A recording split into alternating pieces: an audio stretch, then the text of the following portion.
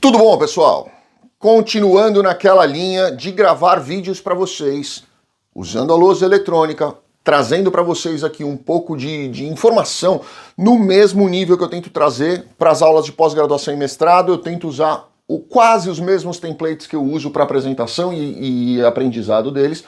Óbvio que aqui a gente vai falar de uma forma mais simples, óbvio que a gente vai tentar falar aqui de uma forma mais rápida para esse vídeo não ficar muito longo, mas eu vou tentar trazer para vocês um pouquinho de conhecimento sobre a questão do EB2, tá? E aí a gente vai começar a falar sobre uma série de coisas que vai gerar polêmica aqui, vai ensinar para vocês um pouco mais de como isso aqui funciona e eu espero que vocês consigam entender melhor aí, até quando vocês estiverem conversando com outros profissionais, com outros advogados, vocês vão ter aí uma terminologia melhor, vocês vão ter um conhecimento melhor e vocês, quem sabe até vão poder ajudá-los mais a montar o seu processo, ok?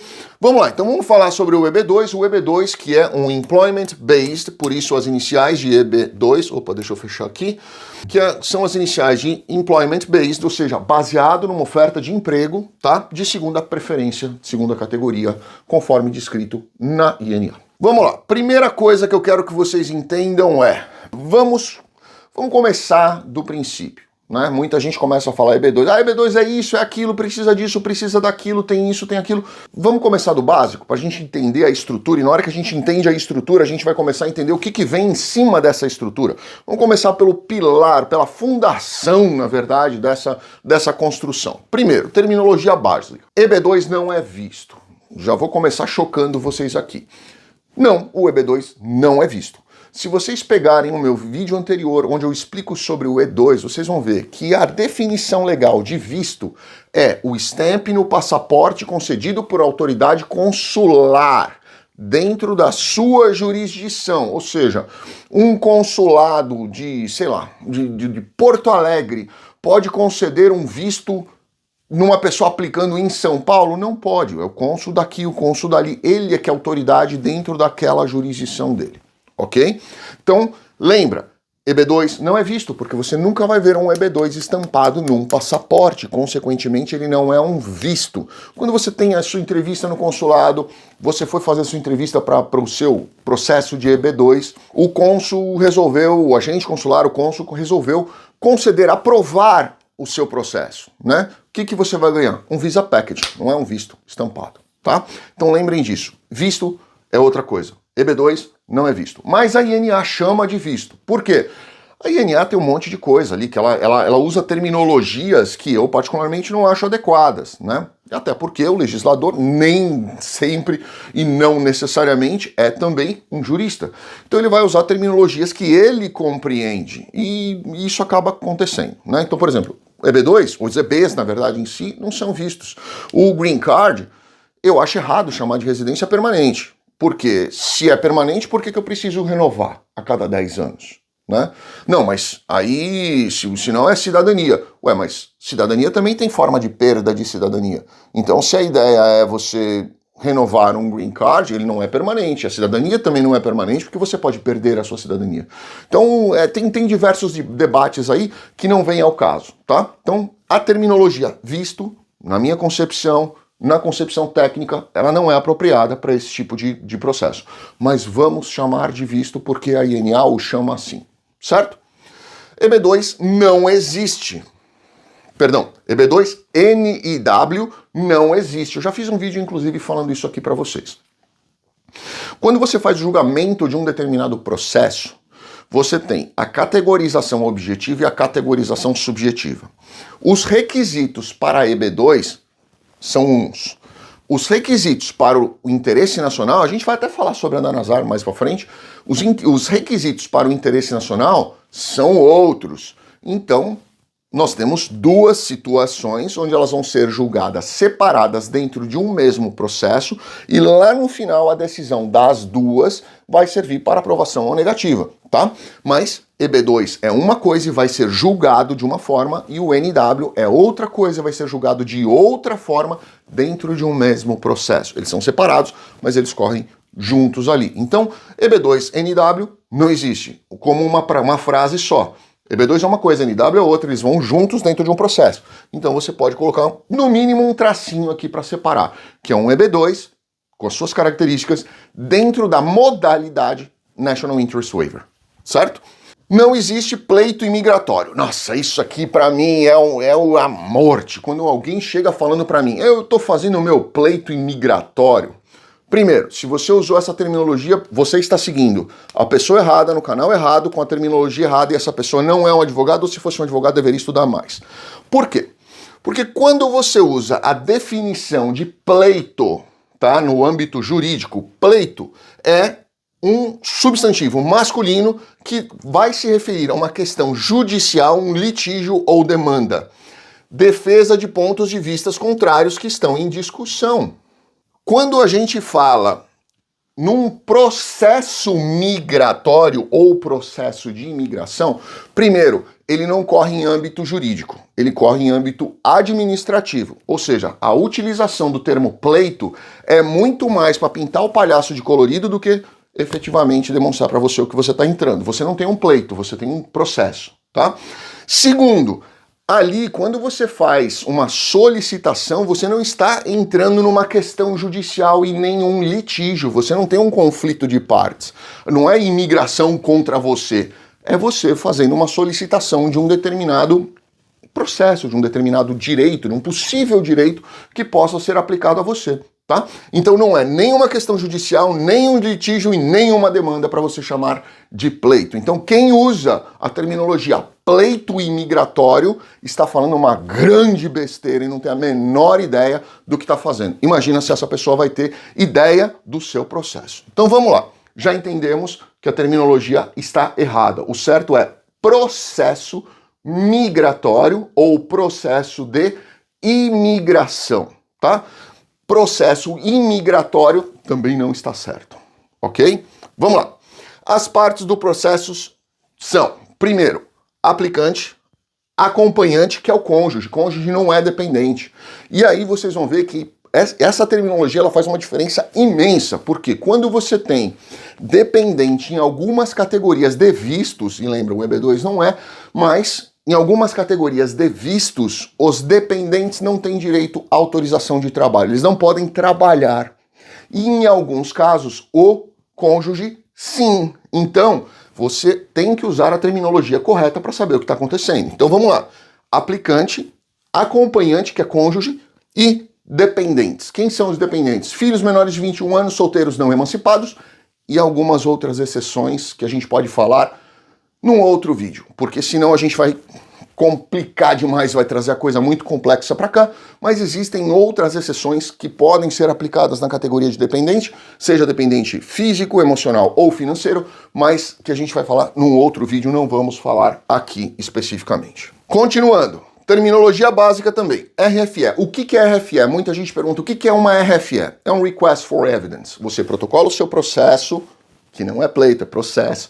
Você protocola o seu processo, dá a sequência, o agente pode falar assim, poxa, mas eu tô com um pouco de dúvida com relação a essa questão, eu queria mais documentos para reforçar isso aqui, esse documento aqui não está claro o suficiente para mim, eu quero um esclarecimento sobre ele, e esse daqui especificamente eu não entendi nada, eu quero que esclareça especificamente este documento. Isso ele vai mandar através de um documento que se chama RFE, tá?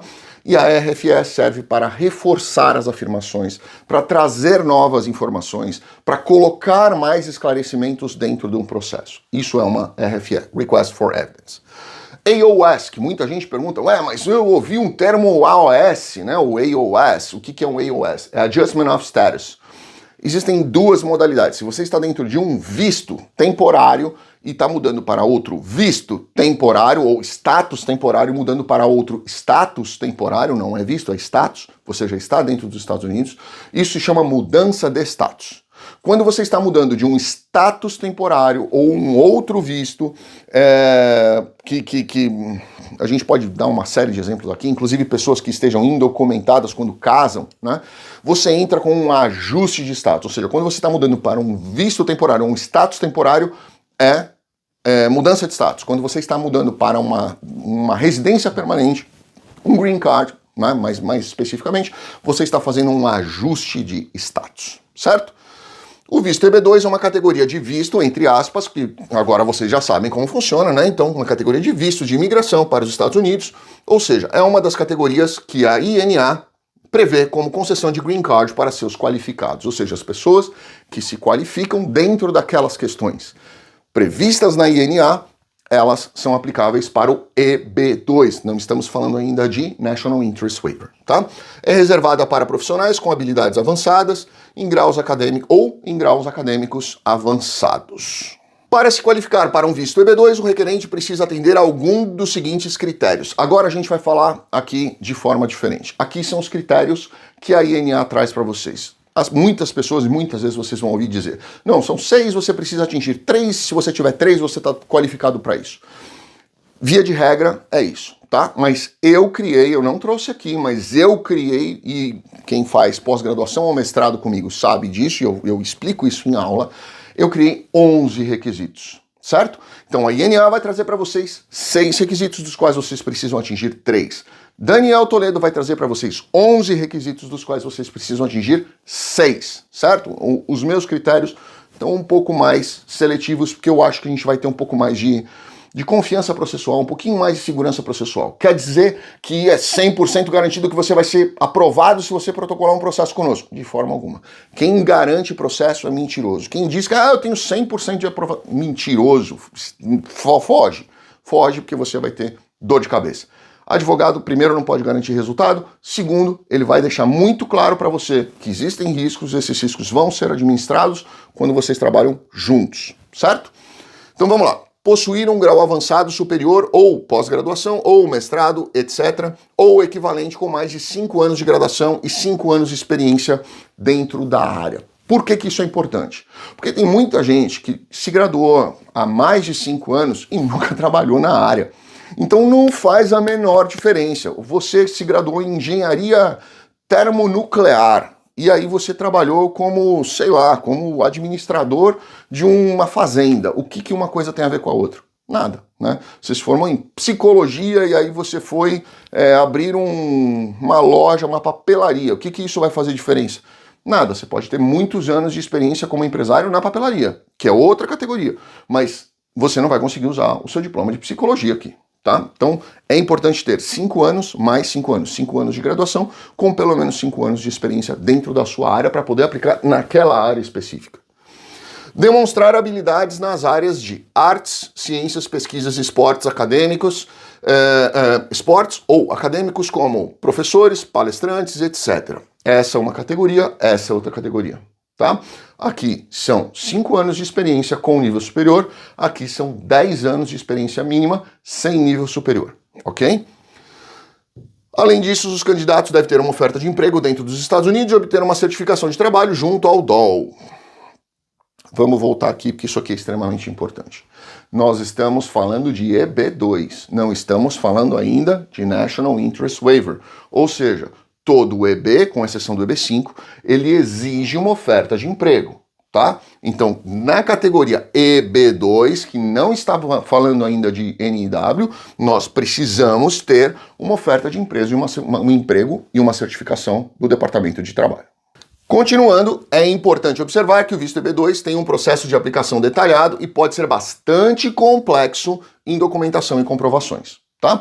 Então o que nós precisamos também trazer? Registro acadêmico oficial mostrando que você possui um diploma e certificado ou premiação semelhante a ou prêmio que tenha alguma coisa relevante com a sua área de atuação, universidade, escola ou outra instituição de ensino relacionada à sua área de habilidade excepcional.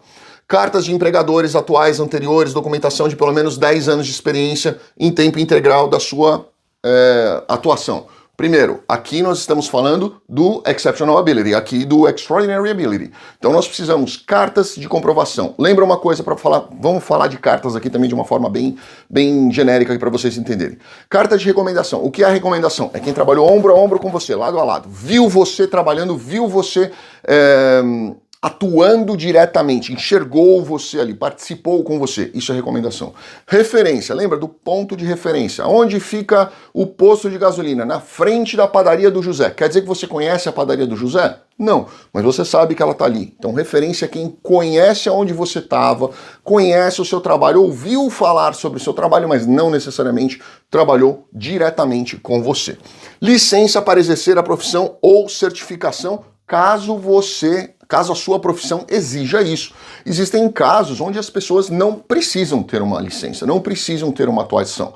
Por exemplo, administrador de empresa. Você não precisa ter uma inscrição no Conselho Regional de Administração para ser um administrador de uma empresa, certo? Mas para ser um advogado você precisa, mas para ser um engenheiro você precisa, para ser um psicólogo você precisa, um médico você precisa. Então você vai ter, se for exigida a inscrição e a qualificação e a licença, você precisa ter. Prova de que você recebeu um salário ou outra remuneração por serviços que demonstrem a sua atividade. Ou seja, não adianta você ter um salário de R$ 1.500 e dizer que você é um projetista da NASA para a nova base em Marte. É incompatível. Ah, mas eles me pagavam por fora. Bom, sinto muito. Nós precisamos demonstrar que você vai ter a capacidade de receber salários acima da média. Lembra, quando a gente fala em EB, principalmente EB2, nós estamos falando em above the average, tá? Um EB1 é bem acima disso e um EB3 é bem abaixo disso. Mas quando nós falamos em EB2, nós estamos falando tudo aqui é above the average, tá? Acima da média e não necessariamente você estar no mesmo nível da grande maioria das pessoas.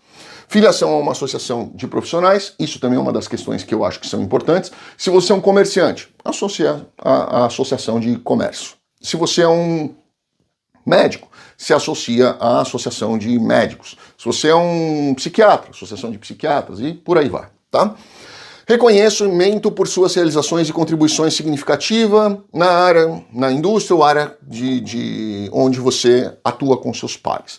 Então, é importante você ter ali alguém que te reconheça, seja através de um prêmio, seja através de uma carta de recomendação, seja através de uma nota, seja através de uma moção de aplauso. Isso é muito comum, a gente receber aqui moção de aplauso, principalmente de Câmara de Vereadores, uma entrevista que você deu de destaque, um artigo que você escreveu que teve um maior destaque, ou algo que possa te colocar acima da média, tá? Isso é importante nós termos. Evidências comparáveis com elegibilidade também são aceitas. E aí vocês vão colocar este site aqui, neste acesso aqui, vocês vão conseguir acessar todas as qualificações que a USCIS solicita. Bom, pessoal, então agora nós vamos falar sobre Professional Plan. Professional Plan é totalmente diferente de Business Plan, e quando a gente fala em Professional Plan, eu tenho algumas ressalvas. Quer dizer que as minhas ressalvas, elas devem ser a preocupação de todo mundo que quer fazer Professional Plan? Óbvio que não.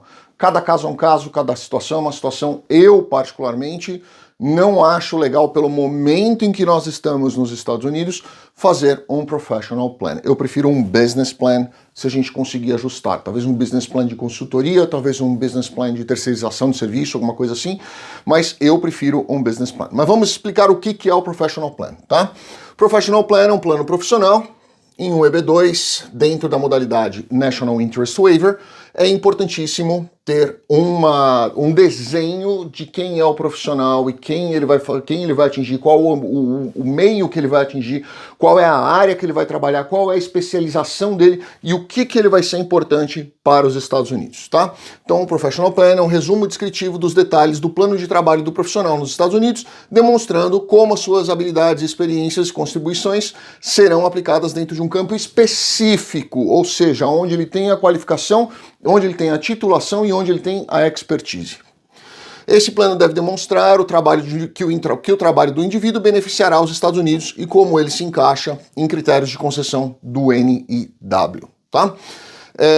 O plano geralmente inclui informações sobre o emprego futuro. É aí que pega para mim na questão do Personal Plan. A gente tem aqui uma situação onde você vai dizer que você vai procurar um emprego, talvez o agente pode ter aí uma má interpretação num sentido. Ele vai procurar um emprego, se ele vai procurar um emprego, talvez ele tire o emprego de um americano, tirou o emprego de um americano, já não entra mais dentro do interesse nacional. Esse é o meu problema. Não estou dizendo que quem faz business plan está errado, eu só estou dizendo que na minha escolha, eu sempre tenho tendência em ir mais para business plan ao invés de professional plan, certo? Vamos falar então do business plan.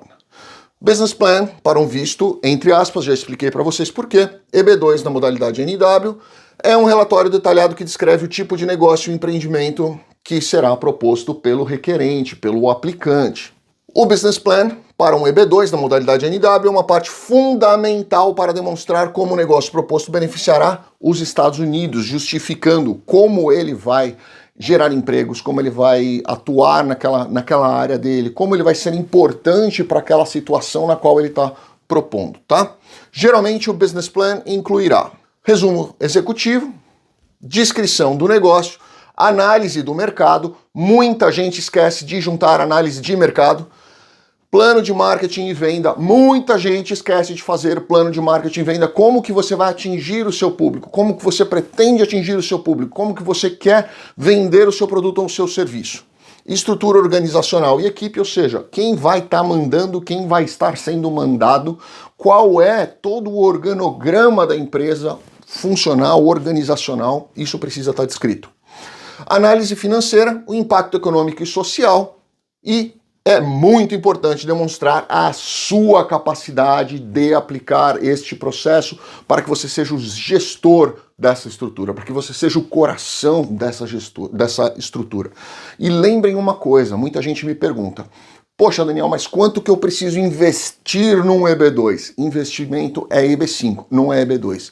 No EB2 você vai ter que demonstrar sua capacidade intelectual. Lembra, o coração do processo é a sua capacidade intelectual, a sua capacidade de gerar capacidades nas outras pessoas, de liderar equipes, de fazer com que a coisa aconteça, de fazer com que o mercado se aqueça, de gerar novas rendas, novas expansões para um determinado mercado. E a gente vai falar um pouco mais disso aqui na sequência.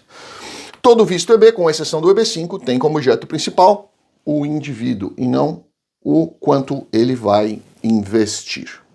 Vamos fazer uma pausa aqui, eu vou falar agora para vocês de uma outra questão aqui, de um business plan, que é muito importante. Quando a gente fala em interesse nacional, lembra uma coisa, eu vou falar para vocês sobre a Danazar, daqui para um pouquinho mais para frente eu vou explicar para vocês a Danazar, como ela surgiu e tudo mais.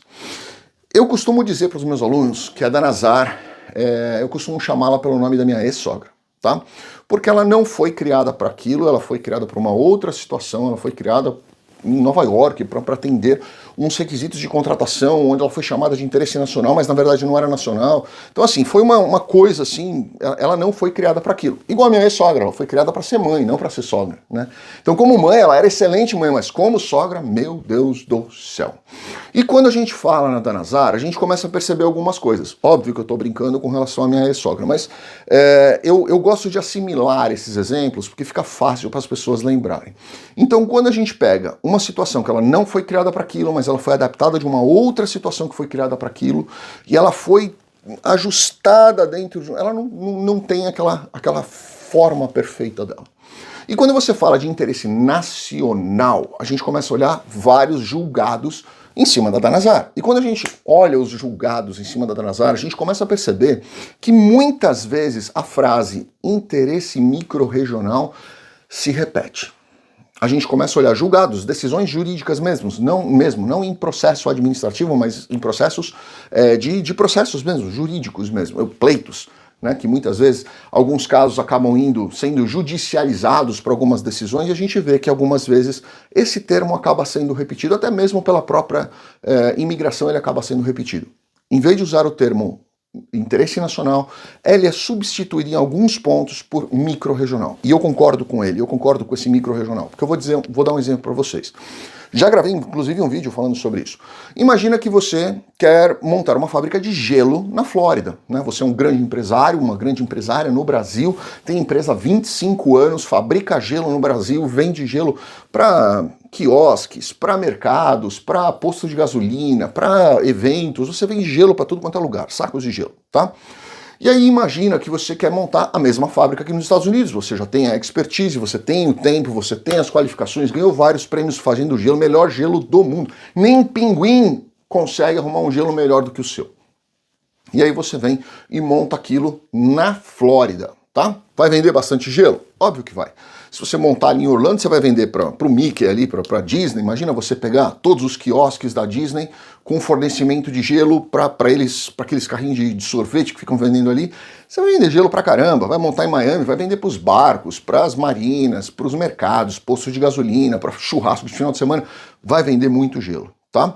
Mas imagina que aí você tá ali na Flórida, bombando, vendendo muito gelo, e aí seu marido vira para você e fala assim, olha, amor, a gente eu não aguento mais a Flórida, como a gente faz gelo, eu gosto de frio, né? Eu quero ir para Anchorage, no Alasca. E aí você pega a sua indústria de gelo e muda para o Alasca. Seu processo vai ser aprovado? Não vai. Por quê? Porque quando a gente fala na análise do interesse nacional, ele fala em nacional, mas não é nacional, ele é micro-regional. Porque se você montar essa fábrica em Orlando, por exemplo, você vai contratar pessoas, vai vender muito gelo, vai ter que contratar mais pessoas porque você vai vender mais gelo, vai ter que fazer o pessoal de distribuição e tudo mais. Mas se você montar em Anchorage, no Alasca, você não vai vender gelo. Se você pegar uma garrafa d'água, colocar para fora, contar até 10, vai sair congelada. A garrafa e a sua mão. Não vai ter como você vender gelo no Alasca. Então, óbvio que o negócio não vai dar certo, óbvio que ele não vai se desenvolver, e por mais que você tenha os requisitos da Danazar sobre o interesse nacional, onde você tem a qualificação, o seu Proposed Endeavor vai ser muito legal, na estrutura ele é muito bacana, mas na hora da aplicação, na prática, aquela região ela não é favorável para o seu business. Então, se ela não for favorável para o seu business, o que vai acontecer? Você não vai atingir os interesses nacionais, os requisitos, todos os requisitos de interesse nacional. Então quer dizer o quê? O interesse não é regional, não é nacional, e sim micro-regional. Porque se fosse nacional, você poderia montar no Alasca, em Porto Rico, ou em qualquer lugar do território americano que funcionaria da mesma forma. E o julgamento de onde você está colocando, mesmo que não expandisse o mercado, não fosse interesse para a geração de novos empregos, ou troca de informação, ou educação, ou crescimento ali daquela região, mesmo que fosse isso irrelevante, ele não impactaria na decisão do seu processo, mas impacta, certo? Então vamos continuar aqui, ó. Outro ponto super importante de um EB2 é o Academic Evaluation. Óbvio que nós estamos falando aqui na questão do EB2 dentro da categoria que se aplica a quem tem nível superior e acima, tá? Então a avaliação acadêmica geralmente avalia a contribuição acadêmica do candidato, como seu currículo, suas notas, suas publicações, pesquisas, patentes, esse tipo de coisa que foi feito durante o seu tempo educacional, o seu tempo acadêmico. E aqui vai ser tudo planilhado, colocado, eventualmente algumas coisas conseguem fazer uma equiparação com grade nos Estados Unidos, algumas áreas conseguem inclusive fazer convalidação de diploma, depende da área, lembrem disso, não vai imaginando que todas as áreas você vai poder fazer isso, tá? As avaliações acadêmicas frequentemente são realizadas por especialistas no seu ramo de atuação, ou seja, se você é um economista, óbvio que quem vai fazer é alguém dentro da área da economia. Se você é advogado, é óbvio que será um advogado. Se você for um psicólogo, é óbvio que será alguém dentro da mesma área, certo? Continuando, Expert Opinion Letter. Essas cartas são frequentemente incluídas como parte de documentação de suporte de um pedido de EB2 na modalidade NIW, que são usadas para demonstrar a contribuição significativa do candidato para um avanço no conhecimento, realização de atividades, interesses nacionais dos Estados Unidos. Ou seja, a Expert Opinion Letter nada mais é do que uma carta, um relatório, um laudo é a palavra certa, feita por um expert que vai dizer, olha, o José, com esse currículo, com essas atribuições, com essas capacidades, com essa experiência, ele tem capacidade de atuar dentro dessa área que vai desenvolver e vai atingir os requisitos do interesse nacional. Cartas. Como eu expliquei antes para vocês, é muito importante nós termos 3 tipos de cartas, ou pelo menos 2 tipos de cartas. Carta de recomendação, quem trabalhou lado a lado com você. Carta de referência, quem conhece o seu trabalho, mas não necessariamente esteve ombro a ombro com você. E cartas convites. Eu gosto muito de usar carta convite, principalmente no EB2, principalmente quando nós estamos falando de interesse nacional. Por quê? Porque nós não estamos fazendo uma job offer, mas nós estamos dizendo em algumas cartas de intenção ou algumas cartas convite dizendo, olha, se o José tivesse uma autorização de trabalho dentro dos Estados Unidos, analisando o currículo dele, conhecendo o trabalho dele, eu já ouvi falar no trabalho dele, eu poderia ter interesse em chamá-lo para prestar serviço para a gente. tá? Isso aqui costuma ser muito legal, costuma ser muito bacana também. Vamos falar agora sobre National Interest Waiver, ou Matter of Danazar, que é quem regulamenta o National Interest Waiver. Vamos lá. A decisão de Danazar substituiu a decisão de longa data do NYSDOT, tá? Ou seja, que vigorava há quase 20 anos. Então nós tínhamos aqui o NISDOT, né, que é o que todo mundo fala no portuguesado, mas é o NYSDOT. O que significa o quê? New York State Department of Transportation. O que isso tem a ver com interesse nacional? Percebem? Lembra da história da sogra que eu contei para vocês? Nada. Então, regulamentava os requisitos de dispensa da oferta de trabalho com base nos requisitos de interesse público.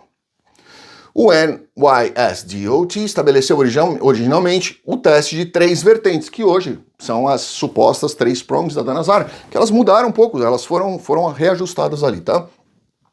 Para decidir casos de dispensa de interesse público para a contratação de pessoas, cuja estrutura básica ainda é usada até hoje pela Danazar. Ou seja, a Danazar, quando ela começou, ela não era Danazar, na verdade. Ela era a regulamentação do NYSDOT, que fazia uma menção dos 3 critérios para dispensa de uma autorização de trabalho, ou seja, de um procedimento de contratação via Departamento de Trabalho para o Departamento de Transporte de Nova York. Em 27 de dezembro de 2016, o Escritório de Recursos Administrativos, AAO, do Departamento de Cidadania e Imigração dos Estados Unidos, da USCIS, determinou que as diretrizes do NYSDOT eram ambíguas, como a Danazar às vezes costuma ser também, e precisavam de uma atualização urgente para que não fossem tão subjetivas na análise do agente. Continua sendo! A Danazar é uma decisão de 2016 que substituiu o padrão NYSDOT para a dispensa de oferta de emprego, baseado no interesse nacional das petições.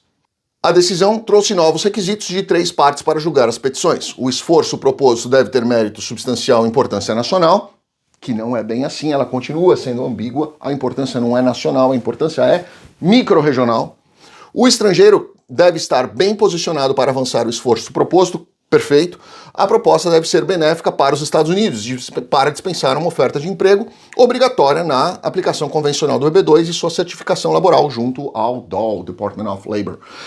Essas duas aqui, ó, perfeitas, são sensacionais. Essa primeira aqui, ela é totalmente subjetiva e ela foi herdada quase que ipsis literis da NYSDOT. Ou seja, a Danazar foi criada para uma coisa, mas ela não serve para outra. Ela continua sendo extremamente vaga, extremamente ambígua, extremamente subjetiva e que muitas vezes acaba gerando problemas. Com certeza absoluta, precisamos de uma nova regulamentação e precisamos de algo que seja escrito de uma forma muito mais objetiva. Por isso que eu falei para vocês lá atrás, a legislação, a regulamentação, onde eu deixei o site aqui para vocês vão ver que ali, do próprio USCIS, ele traz 6 requisitos, na Danazar ele traz 3.